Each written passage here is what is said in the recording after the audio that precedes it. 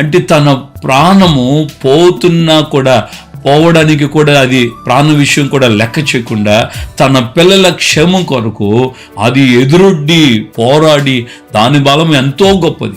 నేను గమనించాను, కొన్ని పక్షిరాజులు కొండల మీద ఉండే మేకలు ఉన్నాయి, కొండ మేకలు ఉన్నాయి. ఆ కొండ మేకలను కూడా అవి ఎత్తుకొని వెళ్ళేవి. భయంకరమైన బలమైనటువంటి జంతువులను సైతం అది పట్టుకుంటే ఆ గోళ్ళతో అట్లాగే తీసుకుని వెళ్ళిపోతుంది. అంత శక్తి కలిగిన పక్షిరాజు కూడా ఈ కోడి ముందు దిగదూడిపోయింది, అది ఓడిపోయింది, అది బిక్కమొహం వేసుకొని పారిపోయింది. నేను చూసిన చిన్న వీడియోలో.